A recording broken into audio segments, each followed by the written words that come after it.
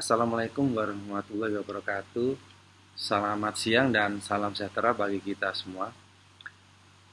Hari ini saya akan menyampaikan penilaian diri dosen dalam unjuk kerja Tridharma Perguruan Tinggi bidang pengajaran Smart Dosen tahun 2025. Sebelumnya perkenalkan, nama saya Wahyu Kunchoro. Saat ini saya tercatat sebagai dosen Universitas Wijaya Kusuma, Surabaya, Fakultas Ilmu Sosial dan Ilmu Politik pada program studi Ilmu Politik. Sesuai dengan rumpun ilmu sosial, cabang ilmu yang saya tekuni adalah kajian ilmu politik, khususnya di sub bidang politik pemilu. Maka, yang saya presentasikan pada unjuk kerja bidang pengajaran ini adalah mata kuliah survei dan quick count. Mata kuliah survei dan quick count dengan kode mata kuliah SPP 402 merupakan mata kuliah program studi. Mata kuliah ini memiliki bobot 3 SKS dan bisa diambil di semester genap. Bagi mahasiswa semester 6 yang telah selesai menempuh mata teori ilmu politik dan sistem politik Indonesia, dapat mengambil mata kuliah ini. Dan penjelasan mata kuliah ini meliputi unsur DIA, Delivery, Interaction, dan Assessment. Pada delivery, proses delivery dilakukan melalui pemberian materi dengan menyampaikan silabus mata kuliah, RPS, bahan materi buku diktat, survei, dan quick count yang diupload pada e-learning Universitas Wijaya Kusuma Surabaya, grup WhatsApp, dan LMS pada. Interaksi yang dilakukan dengan mahasiswa adalah pada saat pembelajaran antara lain kuliah tatap muka, pemberian tugas, diskusi interaktif, misalkan menanyakan kabar, memberi salam, doa bersama dengan mahasiswa sebelum kegiatan belajar mengajar dimulai, berdiskusi dua arah, presentasi, simulasi, dan mengajak mahasiswa untuk berpikir secara analitis kritis. Assessment dilakukan berdasarkan teknik dan indikator penilaian, yakni kuis, presentasi, dan pendalaman studi kasus yang dipilih mandiri oleh mahasiswa maupun secara berkelompok. Instrumen penilaiannya merupakan rubrik penilaian untuk presentasi hasil studi kasus dan diskusi, serta skor untuk kuis. Deskripsi mata kuliah. Mata kuliah survei dan quick count mempelajari quick count atau hitung cepat adalah metode verifikasi hasil pemilihan umum yang dilakukan dengan menghitung persentase hasil pemilu di tempat pemungutan suara atau TPS yang dijadikan sampel. Metode ini bertujuan untuk memberikan gambaran awal tentang hasil pemilu secara cepat dan akurat, biasanya pada hari yang sama saat pemungutan suara berlangsung. Makna dari quick count dalam konteks pemilu ini adalah 1. Memberikan indikasi awal hasil pemungutan suara. 2. Meningkatkan transparansi proses pemilu. 3. Mengurangi kemungkinan manipulasi hasil karena adanya pembanding dengan data resmi. Kemampuan yang diharapkan yakni kemampuan yang tentu saja merujuk pada visi program studi, yaitu menjadikan program studi ilmu politik yang mandiri dan inovatif dalam bidang riset politik untuk menghasilkan sarjana yang memiliki kompetensi sebagai asisten peneliti, analis politik, pemberdaya masyarakat, dan maupun praktisi-praktisi politik dan pemerintahan. Sehingga yang diharapkan dari lulusan prodi ilmu politik adalah sebagai asisten peneliti, pemberdaya masyarakat, analis politik, dan praktisi. Capaian pembelajaran yang menjadi beban pada mata kuliah survei dan quick count ini adalah fokus pada pengetahuan sesuai level KKNI, di mana yang dimaksud pengetahuan merupakan penguasaan konsep, teori, metode, dan atau falsafah bidang ilmu tertentu secara sistematis yang diperoleh melalui penalaran dalam proses pembelajaran, pengalaman kerja mahasiswa, penelitian dan atau pengabdian kepada masyarakat yang terkait pembelajaran. Secara prosedur, SNDT mata kuliah ini di posisi P1, P2, P3, dan P4.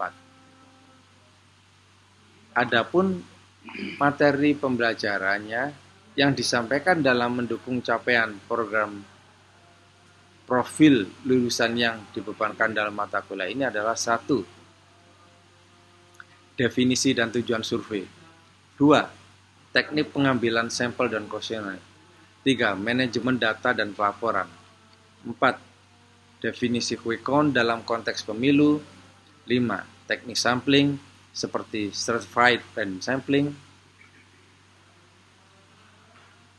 6. Etika dan kode etik, penelitian survei dan quick count. 7. Proses pelaksanaan quick count. 8. Penyajian dan interpretasi hasil. 9. Praktikum. 2. Dan simulasi quick count.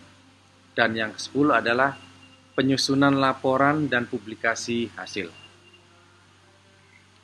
Dan untuk referensi yang dijadikan rujukan dalam mata kuliah survei dan quick count ini yaitu yang pertama, yang antara lain pertama Saiful Mujani, metodologi survei untuk penelitian sosial dan politik.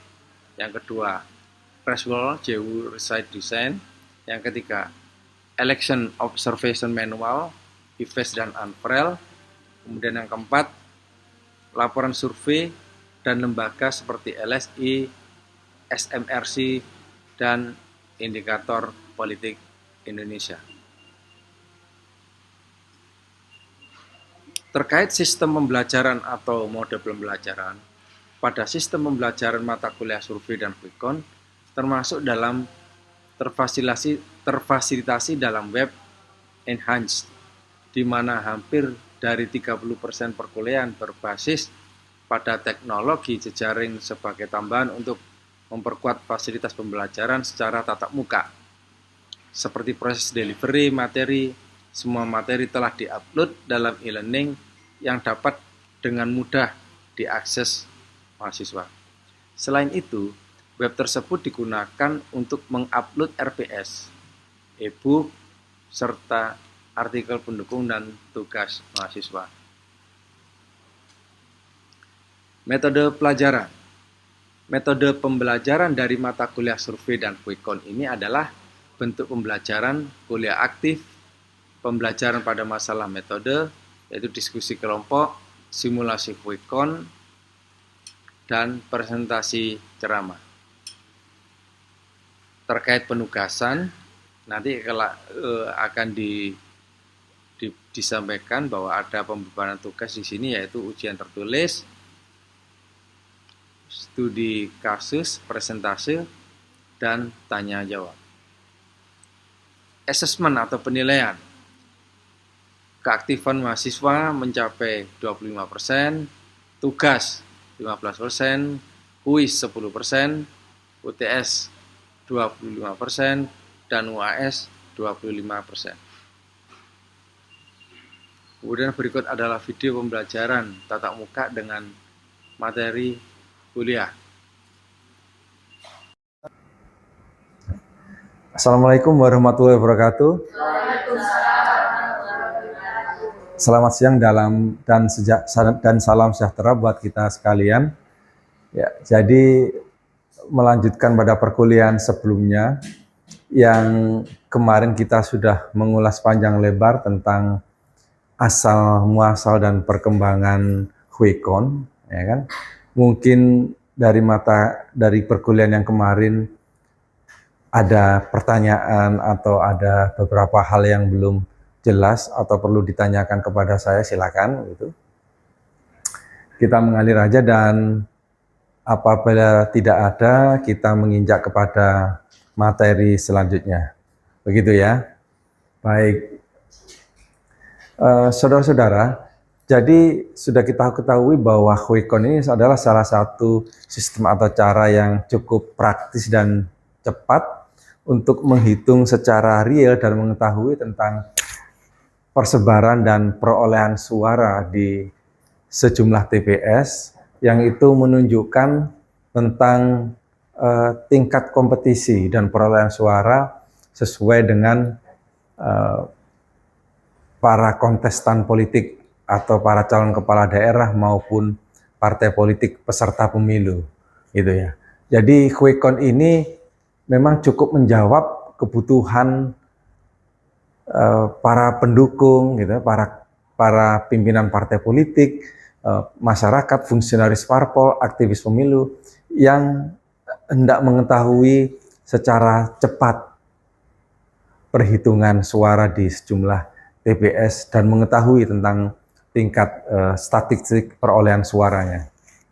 Nah, karena itu bisa dilihat di slide saudara-saudara bahwa kemajuan teknologi proses perhitungan jumlah suara ini dapat ditarik kesimpulan dengan cepat mengenai hasil suara yang diperoleh, yakni dengan menggunakan metode Quick Count.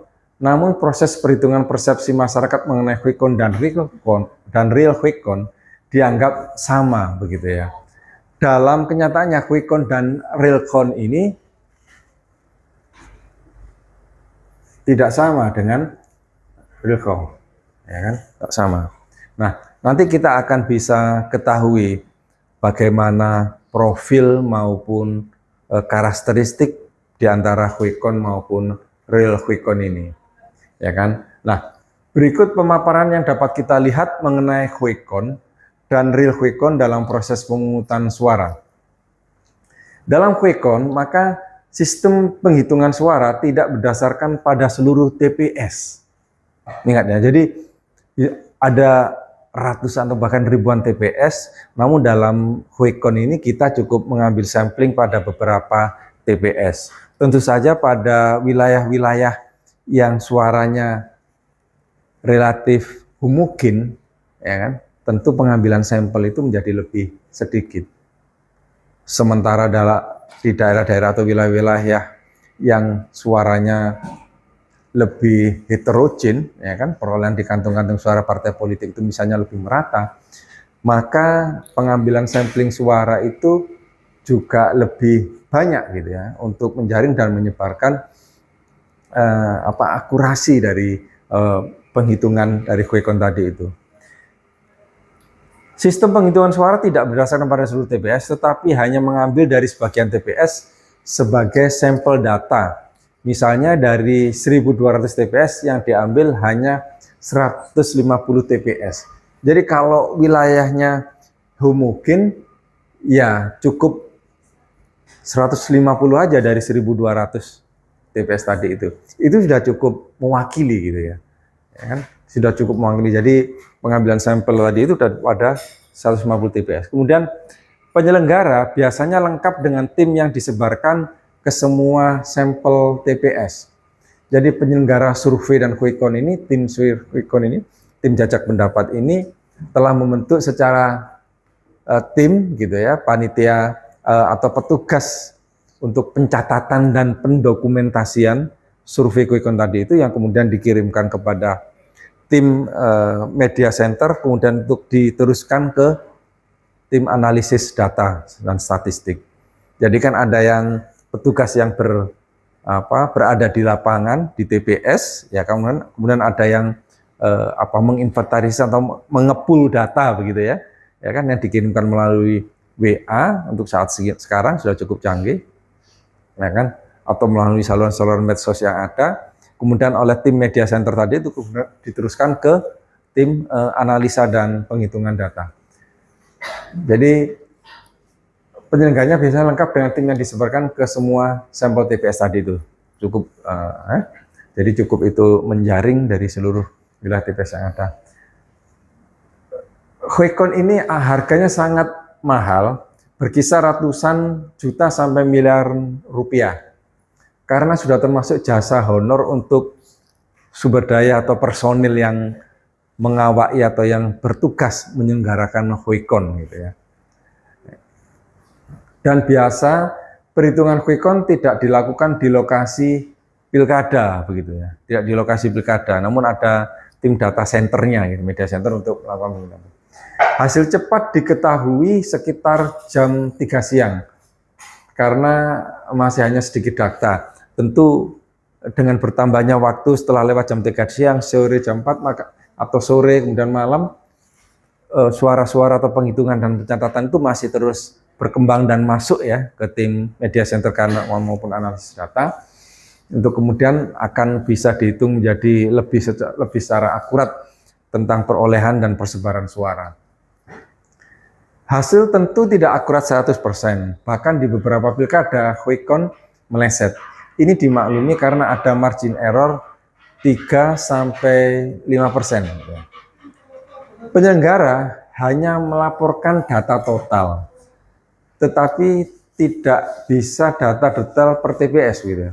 Jadi lebih cocok untuk media massa seperti TV, koran, kandidat peserta pemilu kada gitu. Jadi kalau data detail per TPS jauh akan membutuhkan waktu yang lebih lama, akan membutuhkan effort, usaha gitu ya, yang lebih maksimal lagi gitu ya, karena juga harus kemudian harus menunggu penghitungan secara paripurna dari tim dari KPPS ya kan, kelompok penyelenggara pemungutan suara ya kan. Nanti ada saksi-saksi dari partai politik dan sebagainya yang kemudian harus mengatur perolehan suara, ada formulir saksi 1 yang harus ditandatangani oleh para saksi-saksi, tentu akan membutuhkan waktu yang lebih lama dan effort yang besar. Nah itu nanti kan panitia penyelenggara pemungutan suara di tingkat lokal itu nanti tentu akan memaparkan gitu kan, akan mengumumkan, akan mempublish hasil perolehan suara secara menyeluruh. Nah, namun petugas survei atau quick count dituntut untuk lebih cepat, bisa untuk melakukan pencatatan terlebih dahulu tentang perolehan suara di TPS tadi itu.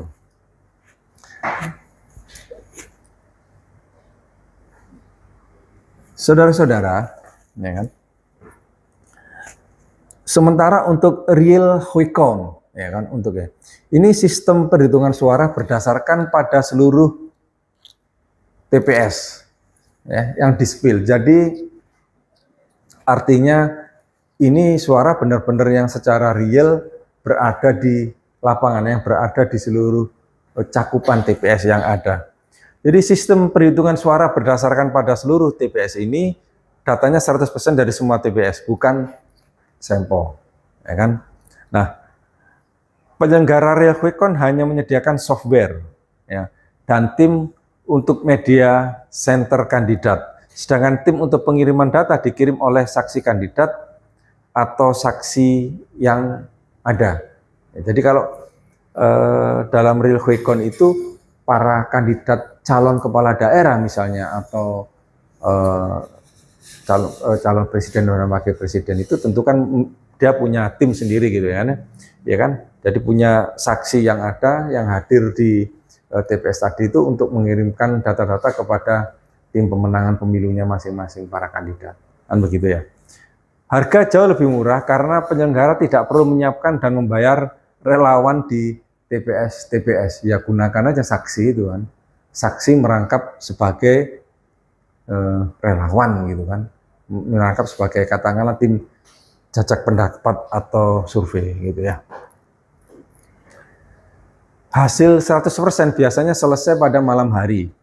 Ini karena tidak semua saksi bisa kirim WA atau SMS, ada yang telepon atau masalah sinyal HP di desa-desa, sinyalnya kemudian mendrip gitu ya, putus nyambung karena problem jaringan sinyal maupun bandwidth yang tidak seberapa kuat bila penyelenggaraan pencatatan dan pendokumentasian suara itu ada di daerah-daerah atau pelosok-pelosok misalnya yang jauh dari akses sinyal, jauh dari akses sarana-sarana penguat sinyal atau gelombang elektromagnetik yang semuanya itu jelas diperlukan ya untuk mendukung penyelenggaraan teknologi quick count agar bisa berjalan secara lancar. Ya. Namun jika signal lancar, real quick count rampung 3 sampai 4 jam udah rampung, ya kan. Hasil lebih akurat karena data dari semua TPS, ya kan, dari teman. Jadi semua tidak ada sampel, tapi semua TPS itulah yang dijadikan unit untuk penghitungan suara, untuk pencatatan dan penghitungan suara. Penampakan dari skema media center real quick count. Jadi kita sering melihat ya seperti itu ya, melihat hasilnya di tayangan televisi, namun kita lihat bahwa cukup kompleks sebenarnya pelaksanaannya. Ya, ini bisa dilihat di sini, ya kan, ada screen, ada SMS gateway, ada access point yang satu sama lain terintegrasi, terlink, terkoneksi masing-masing. Kemudian dari rekap suara tadi itu, ya kan, dari SMS total suara yang disampaikan dari WA maupun dari SMS yang kemudian terkirim ke SMS gateway, kemudian oleh SMS gateway tadi itu bisa ditransmisikan melalui access point dan terpapar di operator 1, 2, dan 3 secara komputeris dan digitalisasi. Kemudian itu bisa dipampalkan di tayang-layang laptop utama di media center, kemudian bisa ditayangkan di screen. Begitu saudara-saudara tentang pelaksanaan quick count ya, sebagai materi inti dalam perkuliahan kali ini. Silakan sebelum perkuliahan ini nanti menjelang berakhir, kiranya ada penajaman atau pertanyaan dari antara kalian semua. Silakan ya.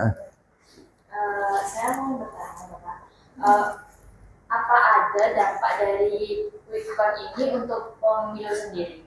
Iya, pertanyaan cukup aktual ini. Yang kerap memang selalu menjadi titik krusial. Quick count dengan dampak pemilu sendiri. Kita sering melihat bahwa quick count angka-angka ini cukup fantastis di satu sisi, tapi juga cukup anomali dan maupun realistis ya.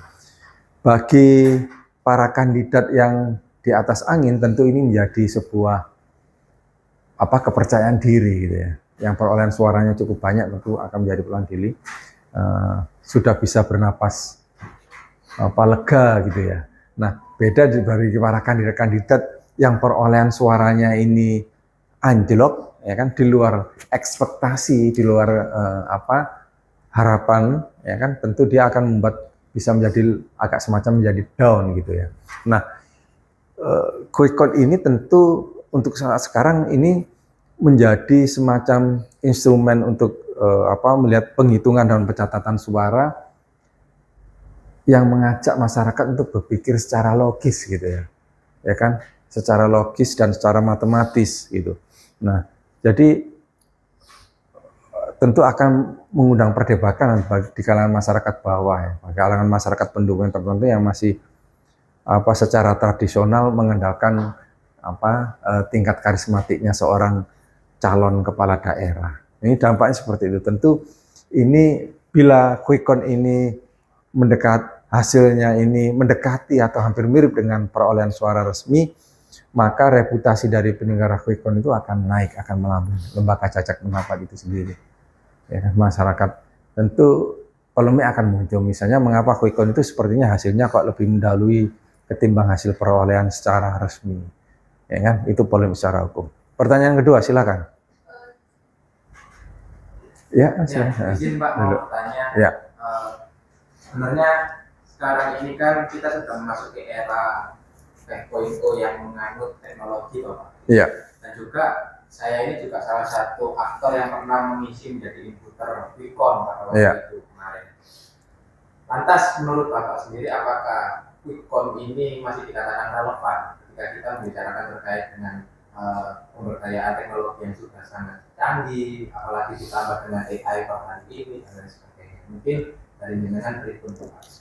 Iya, cukup kritis itu pertanyaan saudara. Jadi quick count ini adalah instrumen politik yang standar berlaku di negara-negara demokratis yang maju dan modern. baik di Amerika maupun di Eropa begitu ya. Jadi masyarakat tidak perlu menunggu berlama-lama gitu ya. Jadi pemilu itu kan kalau di negara-negara yang modern itu hal yang biasa gitu ya. Menang kalah itu biasa bagi para kandidat seperti biasa. Dan mereka tidak perlu menunggu terlalu lama untuk mengetahui hasil dari pelaksanaan pemilu atau pemilihan kepala daerah. Itu biasa kok, pilkada itu menang kalah ya yang biasa. Perolehan suara seperti ini itu hal yang lumrah di negara yang demokrasi begitu. Nah mengenai kemudian masih relevan sampai sekarang masih cukup banyak yang menggunakan metodologi quick count ini di negara-negara yang sudah cukup maju, negara-negara yang cukup demokratis, dan Indonesia ini kan sebagai salah satu negara yang cukup demokratis, maka juga menggunakan ini sebagai sarana instrumen untuk mengetahui dan perolehan suara tadi itu. Jadi ini juga bagian dari tingkat transparansi pemilu, juga demokrasi dan kompetitif pemilu gitu. Jadi di sini kita bisa melihat gitu, masih cukup relevan sehingga masyarakat modern masih menggunakan ini. Nah, beda misalnya kalau di masyarakat di Amerika yang sudah menggunakan teknologi e-voting gitu, electronic voting gitu ya. Jadi menggunakan sudah voting tidak menggunakan cara manual lagi, tapi sudah menggunakan cara-cara yang digital. Quick count juga masih cukup digunakan gitu. Ya kan? Justru nanti akan berjalan lebih cepat lagi dengan digital tadi itu. Nah, Indonesia tentu nanti ke depan sudah ada wacana-wacana berkembang, kita akan menggunakan e-voting gitu ya. Tidak lagi menggunakan kertas surat suara gitu kan.